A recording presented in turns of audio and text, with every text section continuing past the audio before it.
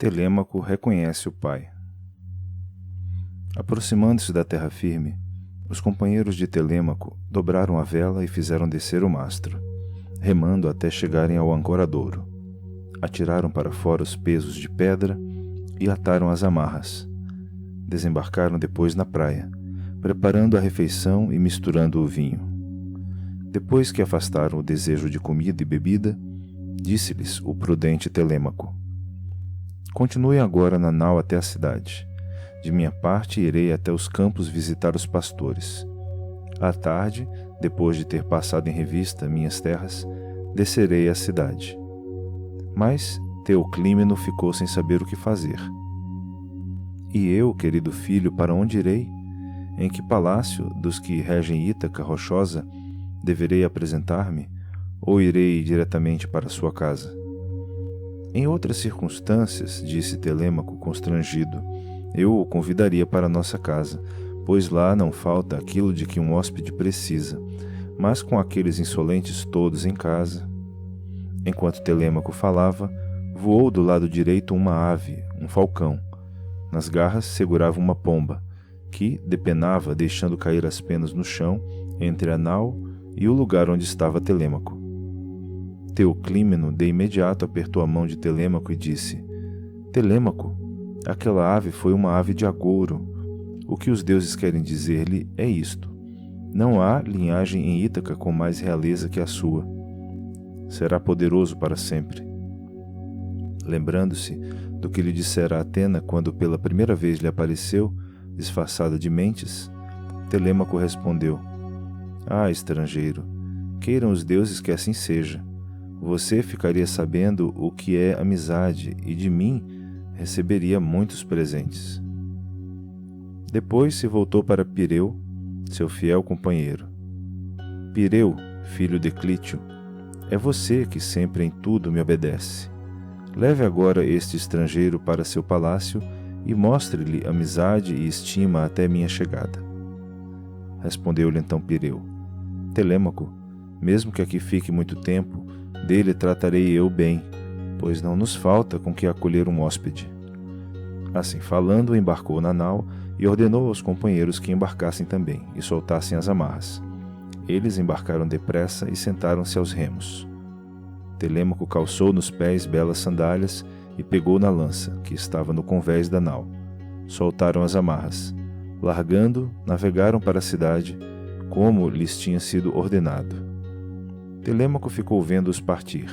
Depois começou a caminhar depressa, até que chegou ao cercado, onde lá no meio dos porcos estava o homem que, toda a sua vida, ele quisera conhecer.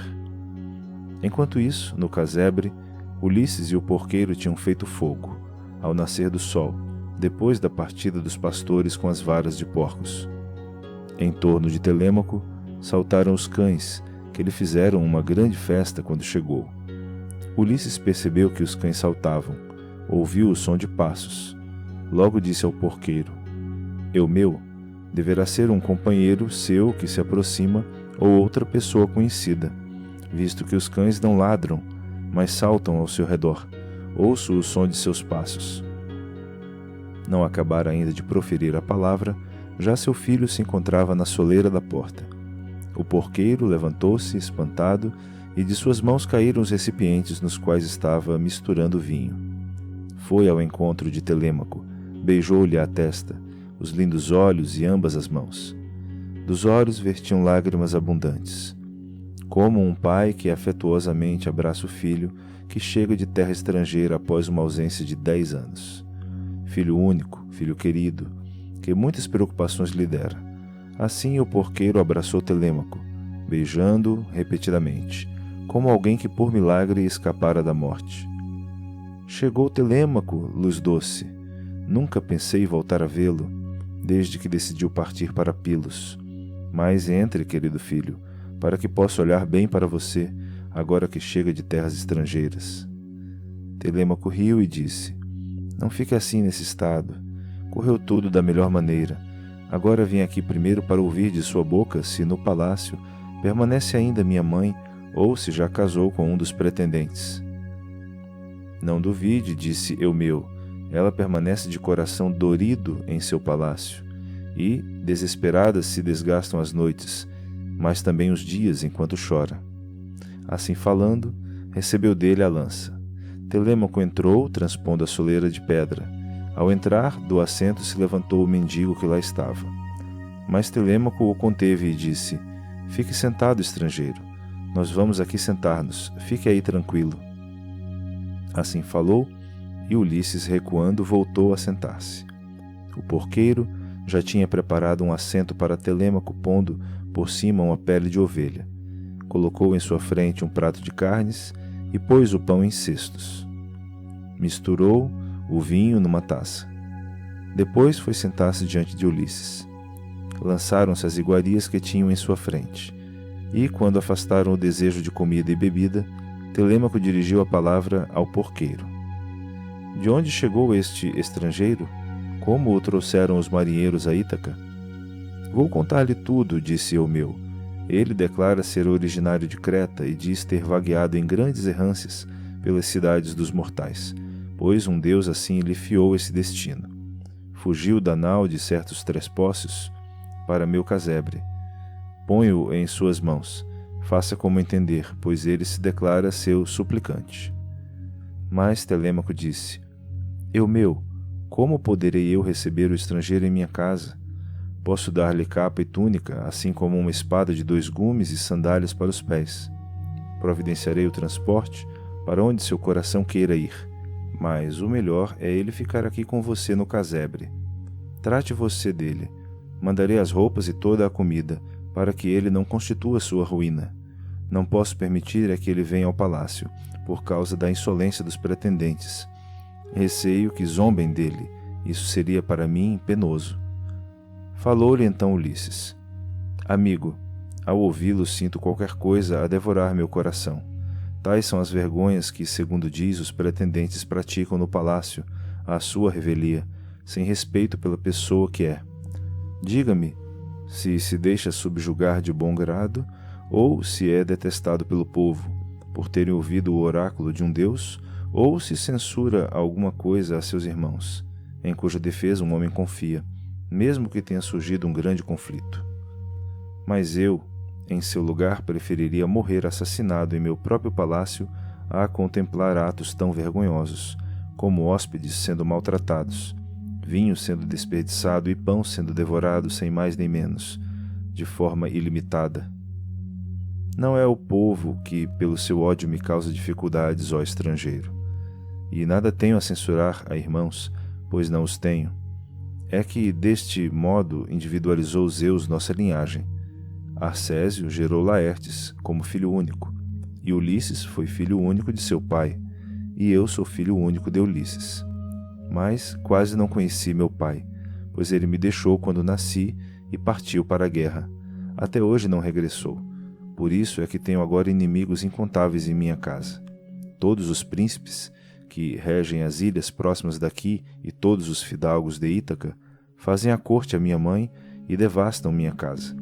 Ela, por seu lado, nem recusa o odioso casamento nem põe fim à situação. Assim eles vão levar-me rapidamente à ruína. Mas essas coisas descansam sobre os joelhos dos deuses. Houve um silêncio, em que cada um remoía seus próprios pensamentos. Depois, Telêmaco se virou para o porqueiro e disse: Vá agora ao palácio dar à minha mãe a notícia de que cheguei bem de Pilos. Eu fico aqui até percebermos se os pretendentes têm outro plano para me assassinar. Eumeu levantou-se logo, apressado, para fazer a vontade de Telêmaco. Depois perguntou: Mas você não quer, meu querido filho, que eu vá dar a notícia também a Laertes? Dizem que desde o dia em que foi para Pilos que já não quer comer nem beber como antes, mas fica sentado chorando, enquanto a carne lhe desaparece dos ossos. Não, disse Telêmaco. Deverá dar o recado e voltar logo de seguida. Não ande vagueando pelos campos, perguntando por Laertes.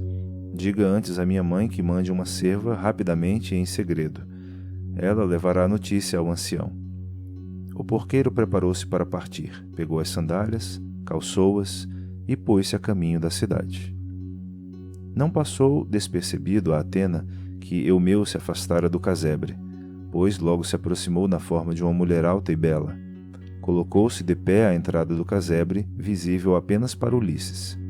Telêmaco não a viu nem percebeu sua presença, porque não é a todos que os deuses aparecem com evidência. Mas viu-a Ulisses e viram-na os cães, que sem ladrar se retiraram a ganir, amedrontados, para o outro lado da propriedade. A deusa fez sinal com a sobrancelha. Ulisses percebeu e saiu da sala. Foi até o grande muro do recinto e colocou-se junto dela. Ulisses de mil ardis, disse Atena, agora conta seu segredo a seu filho. Não lhe oculte nada.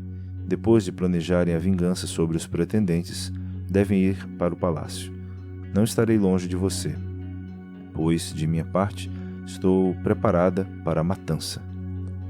Assim disse, e logo com a vara dourada Atena o tocou. Primeiro vestiu seu peito com uma capa e uma túnica bem lavada, aumentou-lhe a estatura e restituiu-lhe a juventude. De novo ficou moreno, encheram-se suas faces e sua barba escureceu em torno do queixo. Tendo operado a transformação, a deusa partiu, e Ulisses voltou para o casebre. Maravilhou-se Telêmaco quando o viu. Estarrecido, desviou os olhos, convencido de que era um deus. Sem olhar para o pai, disse: muito diferente, ó estrangeiro, me parece você agora. As roupas que veste são outras, até sua pele parece diferente. Percebo que é um dos deuses do Olimpo. Seja compassivo para que possamos oferecer-lhe sacrifícios e presentes de ouro bem cinzelado. Rogo-lhe que nos poupe. Não sou um deus. Por que me assemelha aos imortais? Sou seu pai, aquele por causa de quem tantas dores sofreu. Assim falando, Ulisses beijou o filho, e de sua face caiu uma lágrima para o chão, pois até aí, desde que vira Telêmaco, as tinha retido corajosamente. Mas Telêmaco não acreditava que se tratasse do pai. Voltou a insistir. Você não é Ulisses, não é meu pai.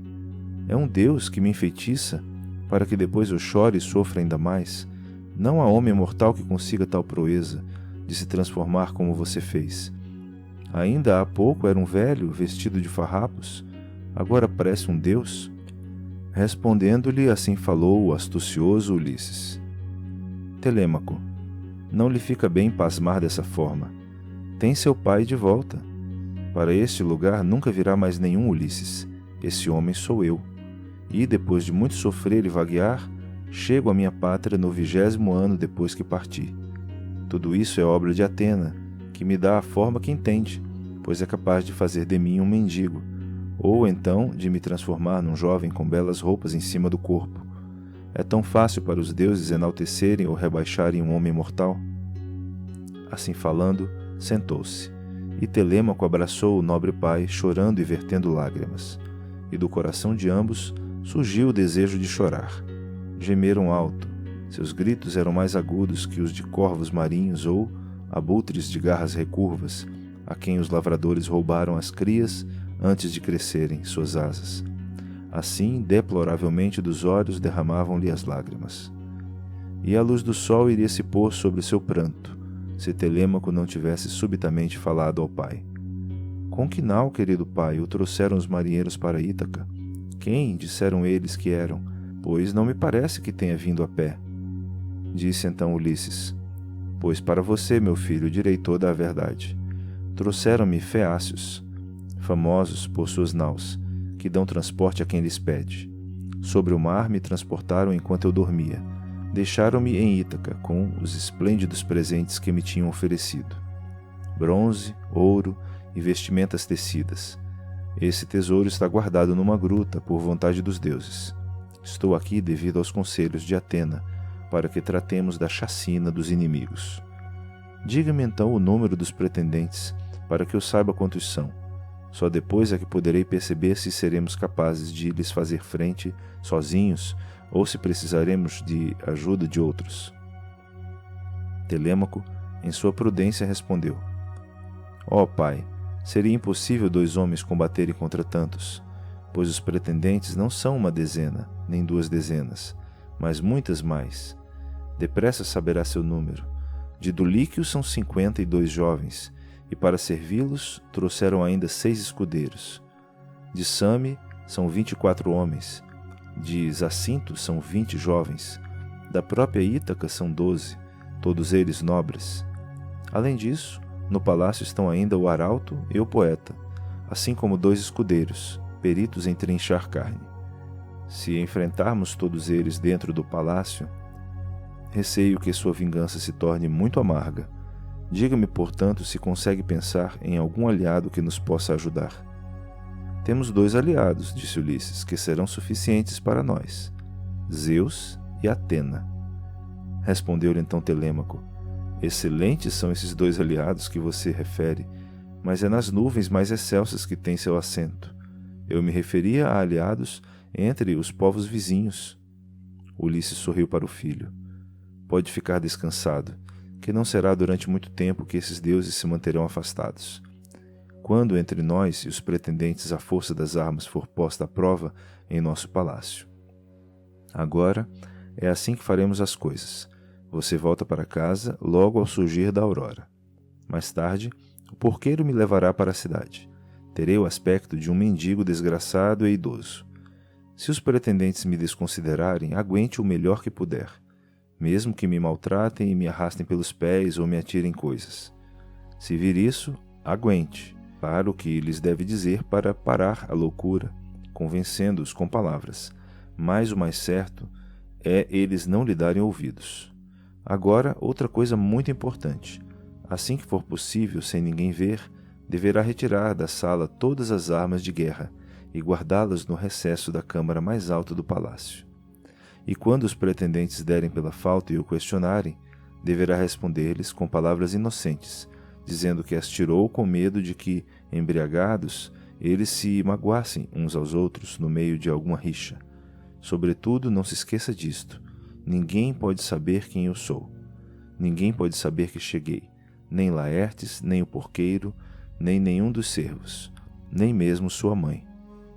Telêmaco abraçou quem antes fora um repulsivo mendigo e disse: Pai, daqui por diante conhecerá meu coração.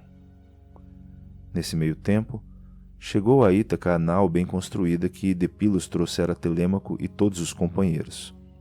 Estes, quando chegaram ao porto de águas fundas, arrastaram a nau para a praia, enquanto os escudeiros os aliviaram do peso do equipamento, levando depois para a casa de um deles os lindíssimos presentes. Enviaram um arauto ao palácio para levar a notícia a Penélope de que Telêmaco estava com o porqueiro e que ordenara que a nau seguisse para a cidade, para que a nobre rainha não sentisse receio em seu coração. E foi assim que se encontraram o arauto e o porqueiro, ambos com o mesmo recado para dar à senhora. Mas a notícia de que Telêmaco regressara são e salvo de sua viagem não agradou aos pretendentes, que logo ficaram tristes e desanimados. Saíram do palácio, transpuseram o grande muro do pátio e aí se sentaram junto dos portões. O primeiro a falar foi Eurímaco. Amigos, essa viagem foi uma grande façanha que Telêmaco conseguiu. Pensamos que ele nunca seria capaz de fazê-la. Mas lancemos ao mar a melhor nau que tivermos para rapidamente irmos dizer aos outros que voltem depressa para casa. Ainda não havia acabado de proferir a palavra quando Anfínomo, mudando de lugar, viu uma nau no porto de águas fundas e homens dobrando a vela enquanto outros seguravam os remos. Riu e assim disse aos companheiros: Já não é preciso mandarmos recado. Ali estão eles. Ou foi um deus que os avisou, ou então foram eles que avistaram a nau de Telêmaco, mas sem conseguirem apanhá-la. Levantaram-se todos e foram até a orla do mar. Os que vinham da emboscada arrastaram rapidamente a nau para a praia. Depois foram todos juntos para o local da assembleia, mas a mais ninguém permitiram que com eles se sentasse, fosse novo ou velho. Falou-lhes então Antino: Ah, vejam só como os deuses salvaram aquele homem da morte. Dia após dia estiveram vigias sentados nos píncaros ventosos, sempre espreitando, e a seguir ao pôr do sol, nunca passávamos a noite em terra, mas para o mar alto navegávamos na nau para lá esperar a aurora divina. Preparamos essa cilada para Telêmaco, para apanhá-lo e logo matá-lo. Entretanto, algum deus o fez regressar para casa. Mas aqui mesmo preparemos um destino amargo para Telêmaco, e que desta vez não possa fugir. Não penso que enquanto ele viver nosso esforço possa dar resultados, mas vamos, antes que ele convoque a Assembleia dos Homens de Ítaca, para dizer a todos que planejamos matá-lo. Ninguém nos louvará, já sabe. Oxalá não nos façam mal nem nos exilem de nossa terra, obrigando-nos a viajar à terra estrangeira. Antecipemo-nos, matando-o no campo, longe da cidade, ou no caminho, e fiquemos com seus bens, dividindo-os equitativamente entre nós, embora a casa deva ficar para a mãe dele e para aquele com quem ela casar. Mas se não lhes agradar esse plano e vocês preferem que ele viva e goze todos os bens paternos, então deixemos de lhe dar cabo da fortuna. Que cada um volte para sua casa. Assim disse, e todos permaneceram em silêncio. Entre eles tomou então a palavra Anfínomo, o filho glorioso de Niso, filho do rei Arécias. De Dulíquio, terra rica em trigo e verdejante, liderara os pretendentes. Era ele que com suas palavras mais agradava a Penélope, pois era compreensivo. Bem intencionado, dirigiu-se à Assembleia. Amigos, pela parte que me toca, não gostaria de assassinar Telêmaco. É terrível matar alguém a sangue frio, mas interroguemos primeiro a vontade dos deuses. Se os decretos de Zeus assim o quiserem, serei eu mesmo a matá-lo e encorajarei todos os outros. Mas se os deuses assim não quiserem, então devemos desistir. Assim falou Anfínomo, e a todos agradou o discurso. Levantaram-se em seguida e foram para o palácio. Quando lá chegaram, sentaram-se em tronos polidos. Foi então que ocorreu a Penélope aparecer diante dos pretendentes. É que ouvira falar no palácio da planejada morte do filho. Foi Médon, o arauto, que lhe dissera, ele que ouvira os planos. Dirigiu-se à sala, acompanhada por suas servas, e ficou junto de uma coluna, segurando um véu na frente do rosto. Falou a Antino, repreendendo-o pelo nome. Antino, insolente e maldoso, e é você que consideram em Ítaca, entre os homens de sua idade, o melhor em conselhos e palavras? Mas você está longe de ser essa pessoa. Louco, por que trama a morte de Telêmaco? Não quer saber de suplicantes que tem Zeus por testemunha? Que coisa ímpia preparar a desgraça de alguém? Você não sabe do momento em que a este palácio veio seu pai, fugitivo, aterrorizado com medo do povo? Muitos zangados estavam, porque ele se associara a piratas táfios e prejudicara os tesprócios, que eram nossos aliados. Queriam matar seu pai e arrancar-lhe o coração, para depois arrasarem toda a sua grande propriedade. Mas Ulisses impediu isso, retendo-os, embora estivessem fora de si. É agora a casa de Ulisses que destrói, fazendo a corte à mulher e planejando a morte do filho. Para mim você traz grande sofrimento, mas ordeno-lhe que pare e diga aos outros que façam o mesmo. A ela respondeu Eurímaco: Penélope, não deixe que tais coisas a preocupem. Não vive, viverá ou nascerá, sequer esse homem que deite as mãos em Telêmaco, seu filho, enquanto eu for vivo e contemplar a luz na terra. Assim lhe falo, e é assim que acontecerá. Depressa se derramará o negro sangue desse homem de minha lança. Não me esqueço de que, quando eu era bebê, Ulisses me sentou muitas vezes ao colo. Por isso, Telêmaco é para mim o mais caro de todos os homens. Não precisa recear a morte, pelo menos da parte dos pretendentes. Da que vem dos deuses é que ninguém pode escapar. Assim falou para animá-la, embora planejasse ele próprio assassinar Telêmaco. Ao fim da tarde, o porqueiro voltou para junto de Ulisses e Telêmaco, que estavam ocupados preparando a ceia depois de terem sacrificado um porco de 1 ano de idade. Atena aproximou-se logo de Ulisses e tocou-o com a vara. De novo o transformou num velho, pondo-lhe no corpo vestes esfarrapadas, receando que o porqueiro o reconhecesse e fosse contar a notícia a Penélope. Em primeiro lugar foi Telêmaco que lhe falou. Chegou, ó Eumeu, que há de novo na cidade? Já regressaram os pretendentes da emboscada, ou estão à minha espera para me matarem no caminho para casa? Uma coisa é certa, disse Eumeu. Eu encontrava-me já mais acima da cidade, caminhando no monte de Hermes, quando vi uma nau chegar a nosso porto. Nela havia muitos homens, e estava repleta de escudos e de lanças de 2 gumes. Pensei que fossem eles, mas não tive certeza. Assim falou, mas Telêmaco, em vez de sentir medo, sorriu. Depois virou a cabeça na direção do pai, e os olhos de ambos encontraram-se demoradamente.